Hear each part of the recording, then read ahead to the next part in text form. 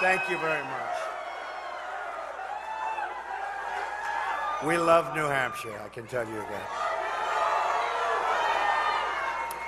I need to open with a very critical breaking news announcement.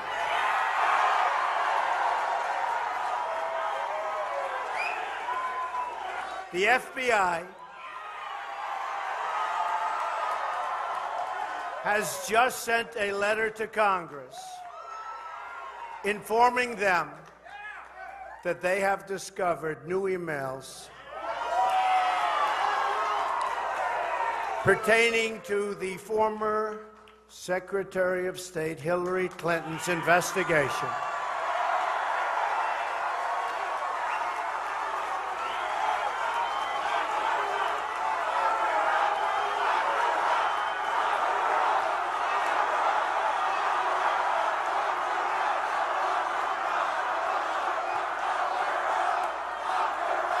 and they are reopening the case into her criminal and illegal conduct that threatens the security of the United States of America.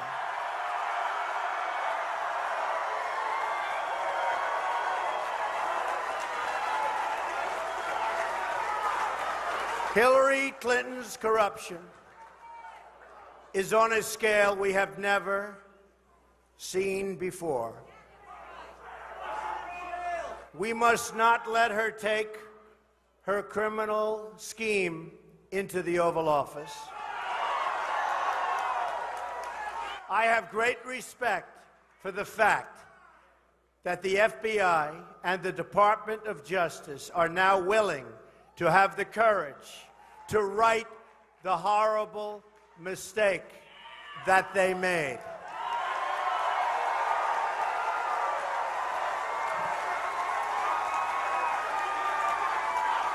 This was a grave miscarriage of justice that the American people fully understood. And it is everybody's hope that it is about to be corrected.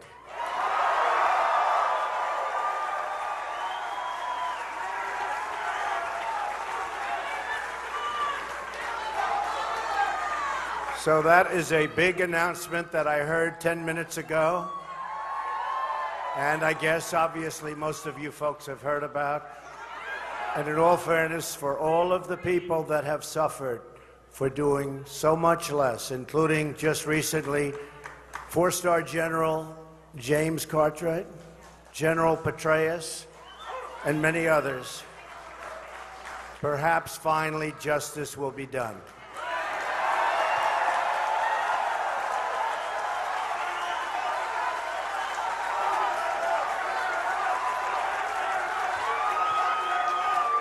With that being said, the rest of my speech is going to be so boring. Should I even make the speech? We will talk about borders, right? We will talk about trade. We'll bring back our jobs. We'll strengthen our military. And let's get going, okay?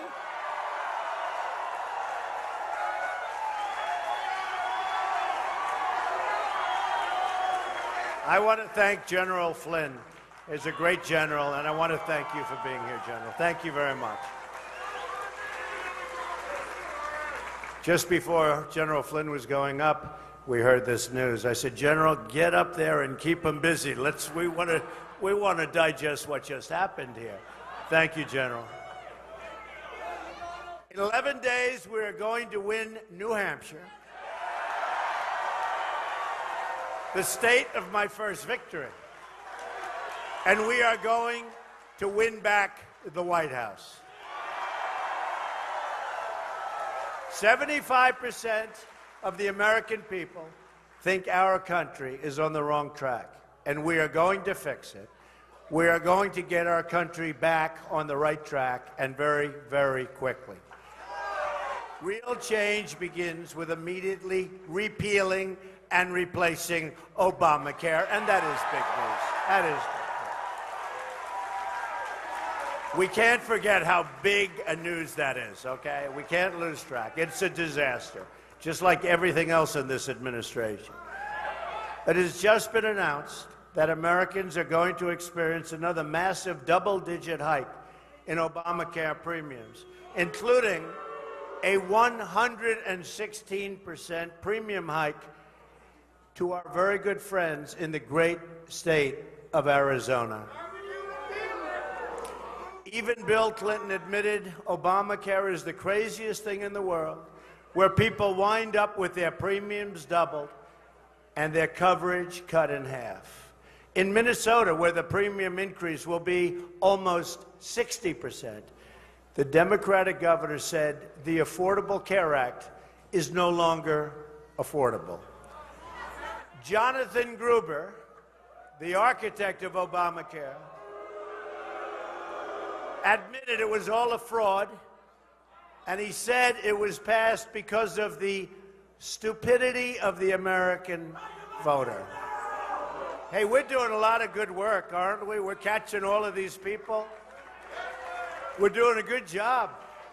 Jonathan Gruber, there's another. See, we didn't forget. I never forgot Jonathan Gruber. I said, you know, if I do this, we're going to run, and his name came up, and people forget after a week or two. I said, I'm never going to forget Jonathan Gruber, the architect of Obamacare, and what he said. So we didn't forget. Almost, can you imagine? It's like a little more than a week before the election. We didn't forget the name Jonathan Gruber. But the only real stupidity is that shown by our politicians who passed this monstrosity over the furious objection of certain politicians and the American voter.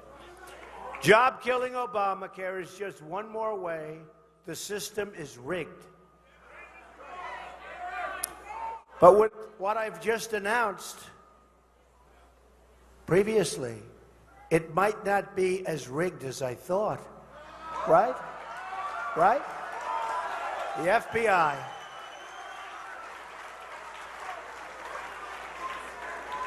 I think they're going to right the ship, folks. I think they're going to right the ship. And they're going to save their great reputation by doing so. Hillary Clinton wants to double down on Obamacare, destroying American health care forever. She wants to expand Obamacare and make it even more expensive. I will repeal and replace Obamacare, and we will replace it with a much less expensive plan, and a plan that is much, much better. Just this year, Hillary Clinton declared Obamacare is one of the greatest accomplishments of President Obama, the Democratic Party, and our country. Well, that's turned out to be wrong. Do they do anything right? We don't win anymore. We don't do, you're going to have such a good time starting in 17. We're going to start winning again. We're going to start winning again. Because it's turned out, and I've been saying this from before it passed, Obamacare is a catastrophe beyond imagination. Insurers are leaving, doctors are quitting, companies are fleeing, workers' hours are being cut, part-time jobs are all over the place. Those beautiful full-time jobs that you used to have don't exist, and deductibles are through the roof. You don't get to use it. We don't get rid of Obamacare, we have no choice. But if we don't get rid of it, our health care system is gone forever. We'll never have another chance. And by the way, if we don't win this election, you're never going to have another chance either. That I can tell you. Never going to happen again. Repealing Obamacare is one of the single most important reasons we must win on November 8th. But real change also means getting rid of the corruption in Washington. And again, maybe that's happening. Wow. Yeah, big day. No, think of it. I won my first primary in New Hampshire, and I'm getting here, and the news this morning is this is bigger than Watergate. This is bigger than Watergate, in my opinion. This is bigger than Watergate. Hillary bleached and deleted 33,000 emails after receiving a congressional subpoena. That alone, to me, there were more serious things done. But how does it get much more? But that was so obvious. She gets the subpoena, and she bleaches and deletes 33,000 emails. That to me, because it was so simple. You know, it's not about the sale of the uranium that nobody knows what it means. I know what it means. To Russia. Then she talks to me about Russia. 20% of the uranium in our country to Russia.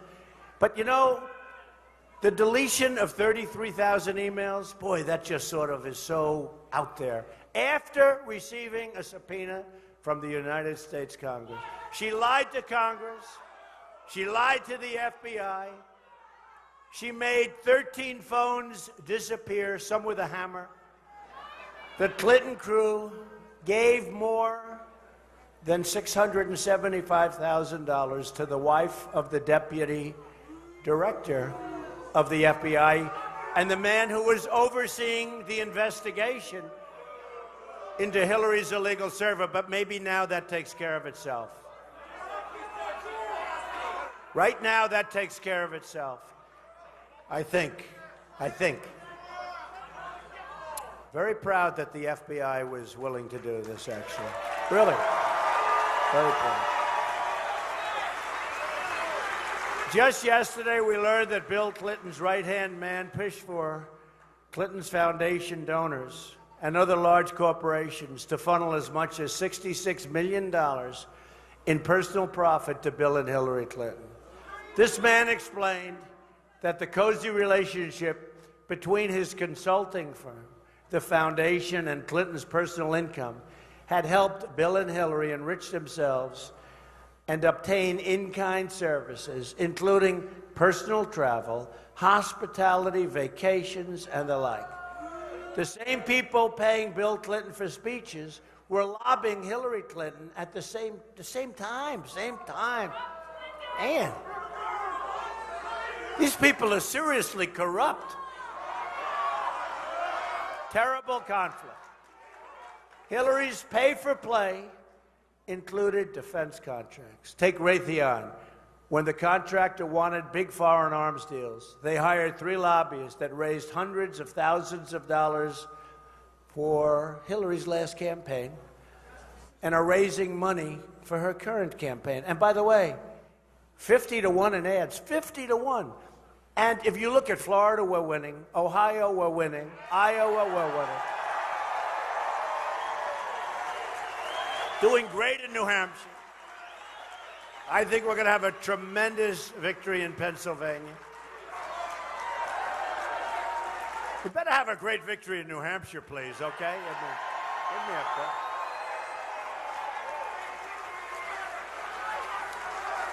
In fact, when this news of the FBI's investigation, when it just happened a little while ago, they said, Mr. Trump, I think they'd understand.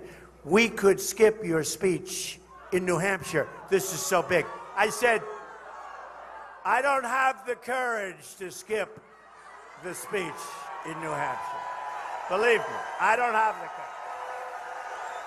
I'm not skipping New Hampshire. I never will. You know, when I won, and you remember, because I'd go around and we had the big rallies, and they said, oh, the big rallies will never work in New Hampshire. You have to sit down and have dinner with everybody. I said, that's a lot of dinners. They don't expect that. But you remember when we met, and I'd have a lot of small meetings, too, with people, would talk. And New Hampshire, more than any other place, taught me about drugs flowing into this country. And your police department, so great, the police departments in New Hampshire. They told me. I went to some, I became friendly with some. And I never knew, honestly, I knew it was bad. I never knew it was so bad. And I said to the people of New Hampshire, because more than any other place, you look at the beautiful little roadways and lakes and streams and everything's so beautiful, the trees. And you say, how could they have a drug problem here? It doesn't fit. But I'd sit down with groups and I said, what's your biggest problem? And I figured they'd say maybe the veterans, which are suffering greatly in this area. We understand that. But it was always, and we'll solve that problem. But it was always, you know what? It was always heroin. I say, heroin? What do you mean? And I learned so much. And I said to the people of New Hampshire that if I win, which I did with New Hampshire, if I win, and I also said, and if I go all the way, we are going to stop the inflow of drugs into New Hampshire and into our country 100%.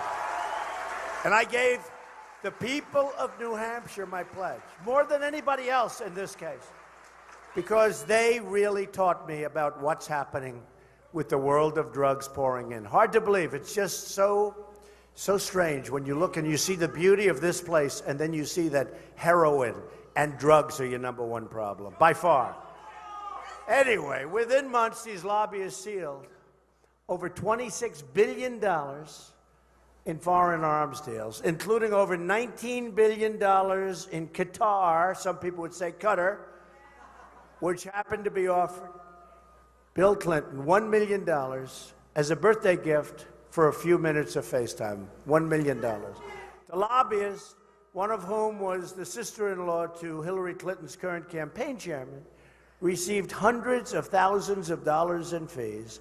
The contractor got billions of dollars in contracts, and Hillary Clinton got her campaign cash and money for her foundation.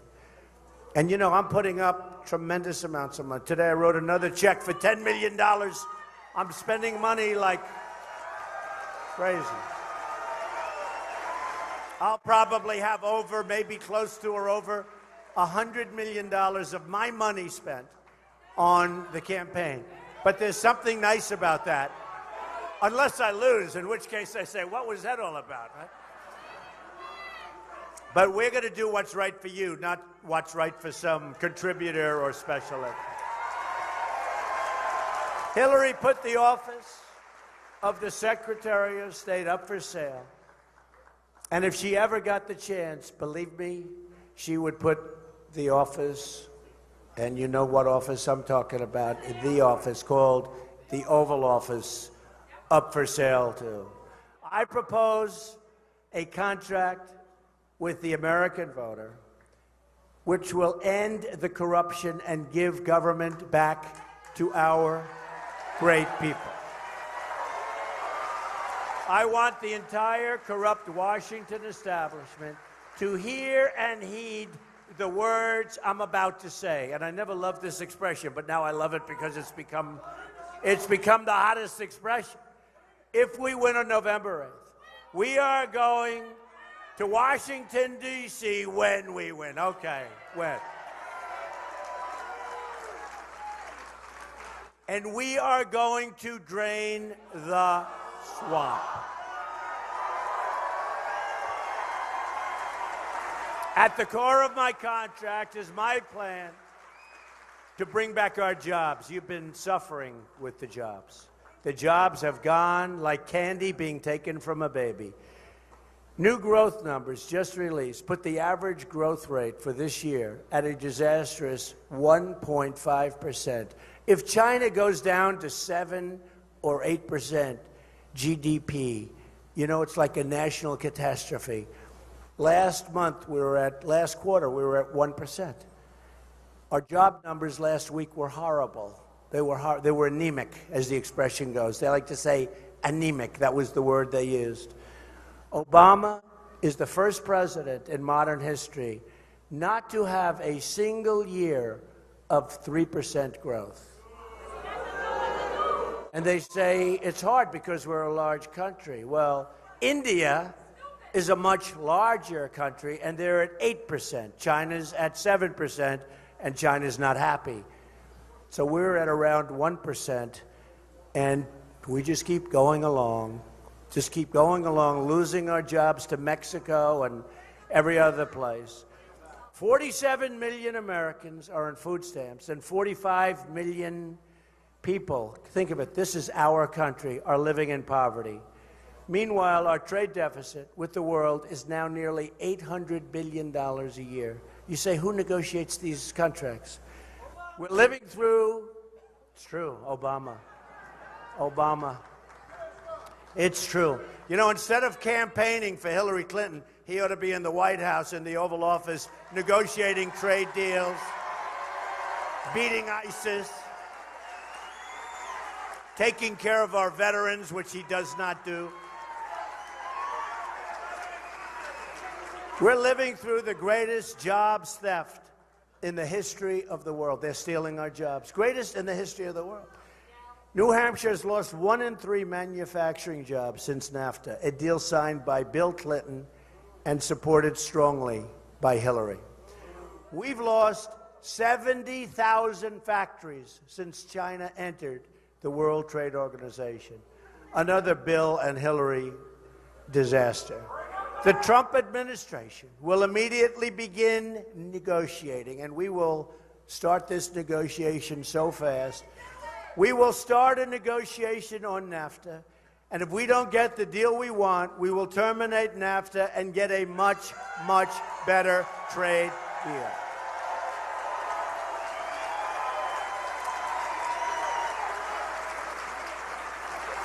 And I won't go into the details, but because they're different tax systems, they're under a VAT system, and we're under our system.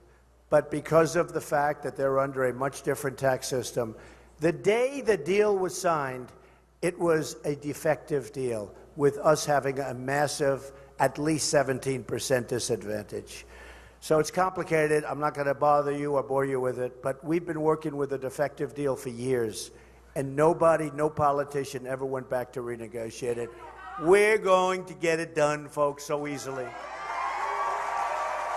If a company wants to fire their workers and go to Mexico or another country, and then they think they're going to ship their products back into the United States, we will charge them a tax of 35%.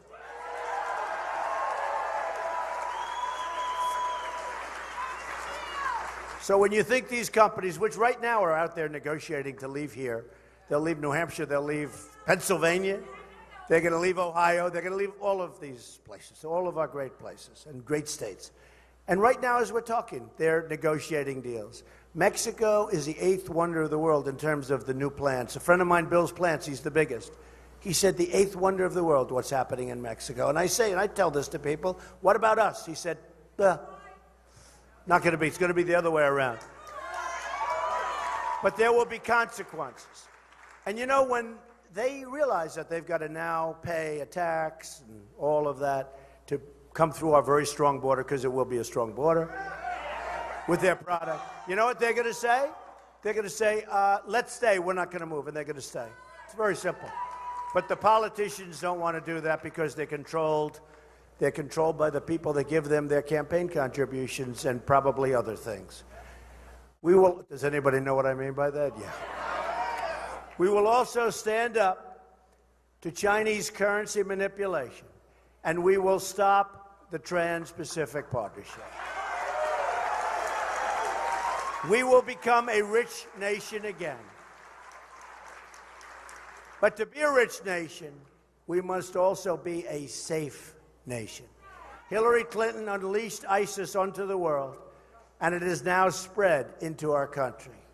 There are right now 1,000 open ISIS investigations across the United States, more than at any time that we've ever had. Now Hillary wants to increase by 550% the massive number of Syrian refugees flowing into our country. That's over the Obama numbers, and those are thousands and thousands of people. A Trump administration will suspend the Syrian refugee program.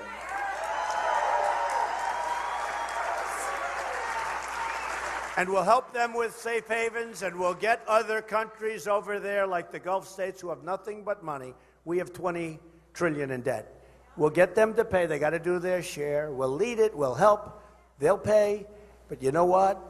We can't let people into this country that we don't know about. We don't know.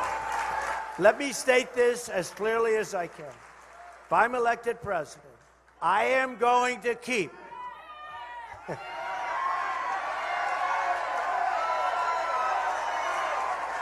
when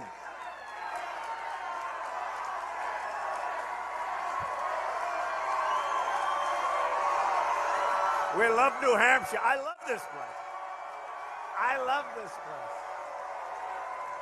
By the way, you know, we're leading in Florida. We're leading in all these places. The recent poll said we're 2 down in New Hampshire. You know what I said? I don't think so. I don't think so. These polls, these are called dirty polls. You know what that is? These are false. I don't think so. She comes up here, she has 4 people, and it's like, oh, we have a wonderful crowd. I don't think so. I think we're winning New Hampshire big. Okay, so we'll change it. When I'm elected president, I am going to keep radical Islamic terrorists the hell out of our country.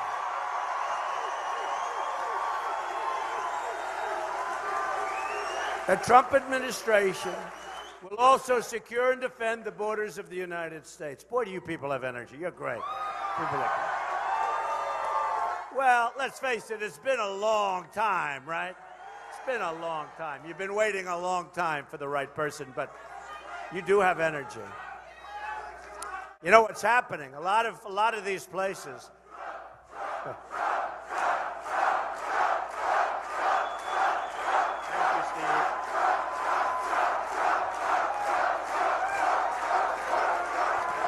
A lot of the different places, reports are coming out. They hate to write it, you know, the dishonest media, but people, by the way, great people. Oh, they're the worst. They're so dishonest. They are so dishonest, folks.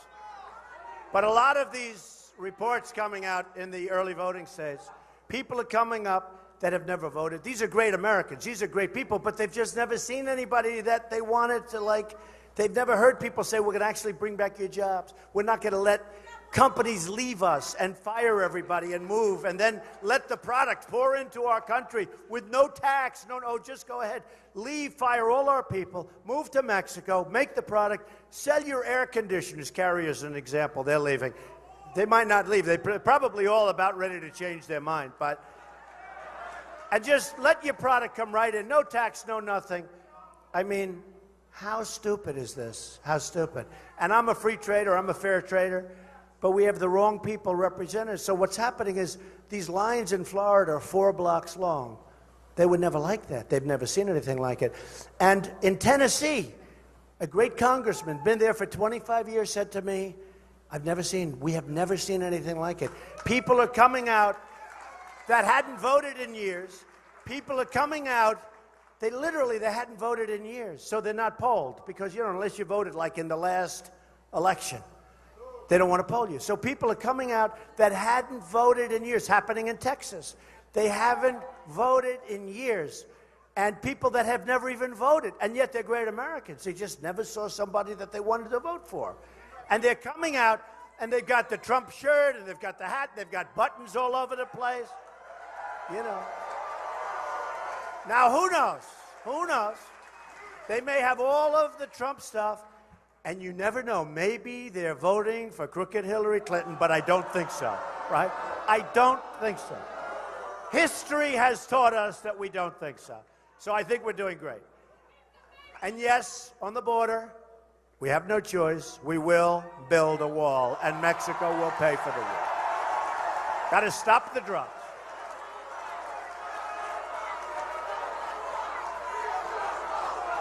Got to stop the drugs. Remember my pledge to everybody, but in particular to New Hampshire, because I know what you're going through with the drugs. I know what your incredible law enforcement, your police, and your fire departments, because I see where they're helping so much. Believe me, they're not spoken about. And how about where they're shooting during fires? They're shooting at the firemen. Now, this is a new phenomenon. They're shooting at firemen. They're shooting bullets at firemen going to fires and fighting fires. So we have a divided country, and we're going to make our country love again. We're going to bring it like this room. Countless Americans who have died in recent years would be alive today if not for the open border policies of this administration. This includes incredible Americans like 21-year-old Sarah Root. You've heard that story. You've seen it. You've read about it. The man who killed her arrived at the border, entered federal custody, and then was released into the United States community under the policies of this White House.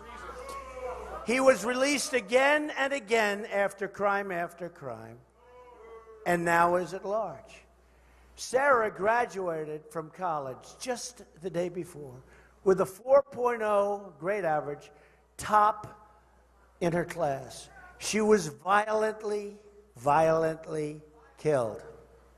Outstanding young woman. I know her parents, they're incredible. Also among the victims of Obama-Clinton open borders policy was Grant Ronebeck, a 21-year-old convenience store clerk in Mesa, Arizona.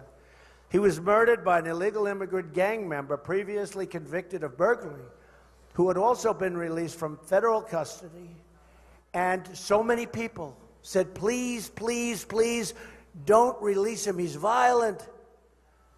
And he shot Grant through the head. Another victim who we've all read about and known about, Kate Steinle, gunned down in the sanctuary city of San Francisco by an illegal immigrant. And this person was deported 5 previous times. And now he's got a good lawyer, and the case will go on and on and on. He's got a lawyer. I see them in court all the time. The case will go on and on. Shot in the back while standing with her father. Great parents, great brother. Then there is the case of 90-year-old Earl Olander, who was brutally beaten and left to bleed to death in his home. The perpetrators were illegal immigrants with criminal records a mile long, but who did not meet the Obama administration's priorities for removal. People begged that they be incarcerated or be moved out of the country, but our geniuses wouldn't listen. In California, a 64-year-old Air Force veteran, Marilyn Ferris, was sexually assaulted and beaten to death with a hammer. Her killer had been arrested on multiple occasions, but was never deported. People asked, please, please deport him. This is what happened. This is a crime wave that never ends. I can tell you, it's thousands of cases like this. When I'm president, believe me, it will end.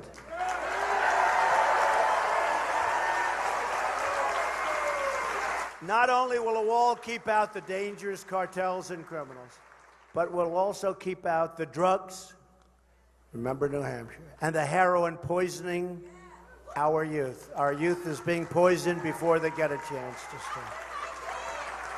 And by the way, I've met plenty of people in New Hampshire that are not our youth that have a tremendous problem. And I want to tell you, we're going to work with people. We're going to set up programs. We're going to try everything we can to get them unaddicted. Unaddicted.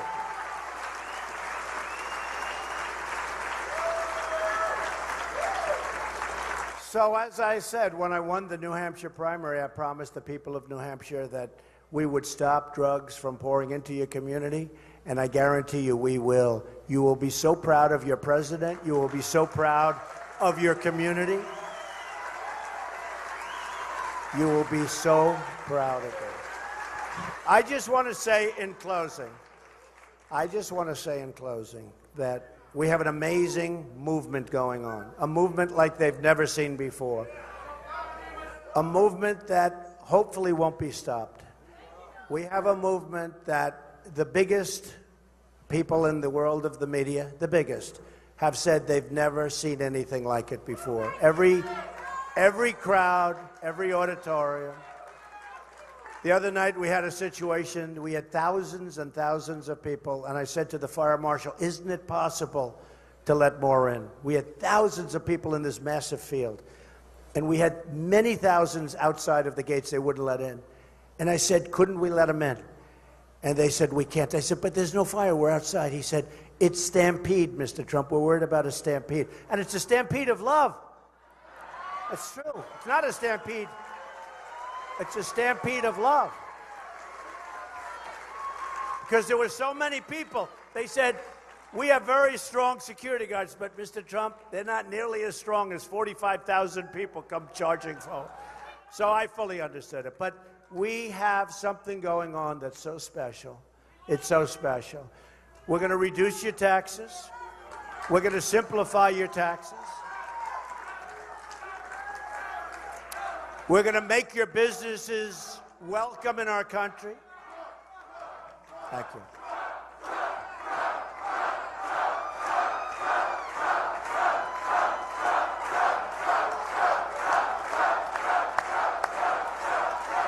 We're going to reduce the taxes for middle-income people. We call them the forgotten man and women.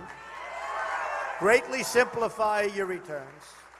The only company that I can think of that won't like us is H&R Block. They will not like us. They're not going to like Trump too much. But we'll greatly simplify your taxes.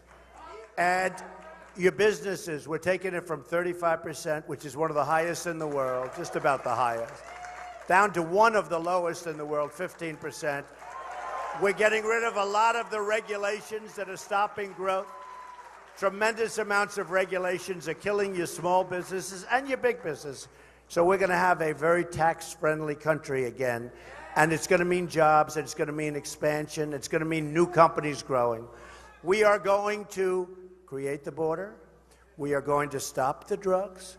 We're going to have people come into our country. We want people to come into our country, but they have to come in legally. They have to come in through a legal process. We want a lot of people to come in. And they're going to come in, but they'll come in legally. And we're going to streamline the process. People are waiting online now 10 years. We're going to streamline because we want people to come in, but we want them to come in legally.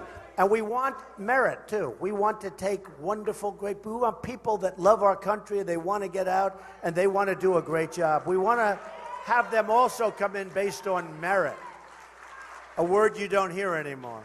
A word you don't hear anymore. It's too bad. We're also going to, very importantly, appoint justices to the Supreme Court who you can be proud of and who will respect the Constitution of the United States.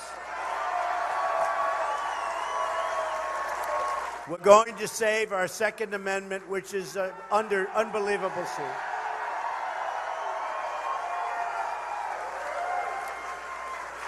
We're going to help Big League on education. We're going to go with choice, so important. And we're going to terminate Common Core and bring education local.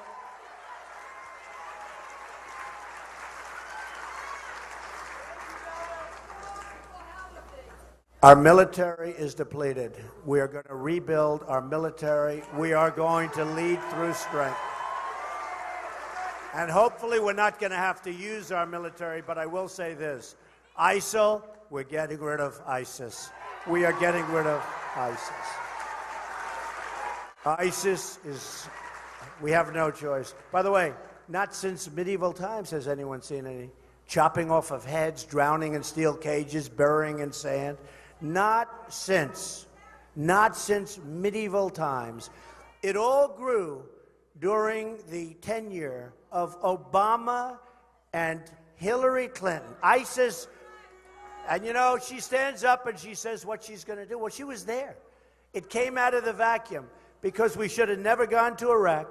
But once we did, we should have gone out the right way, not the wrong way. And the way they went out was so bad, including giving back Mosul, which now they're fighting to take back. And it would have been nice, the element of surprise. Do we agree? Does anybody not agree?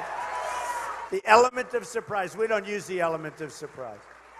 We use the element of tell them everything we can possibly tell them, give them plenty of time to get ready, and then attack. And it turns out to be a lot tougher than they ever thought. But we're going to have a country that you're going to be proud of again. We're going to have a president that hopefully you will be proud of. I will work so hard for every community. I'll be working very hard for the African American community, for the Hispanic community. I'll be working hard for every community. And we're going to have this divided nation come together. And I just want to say, we're going to make America strong again. We're going to make America, doesn't sound nice, but we have no choice, wealthy again. But we are going to make America great again. And I want to thank everyone.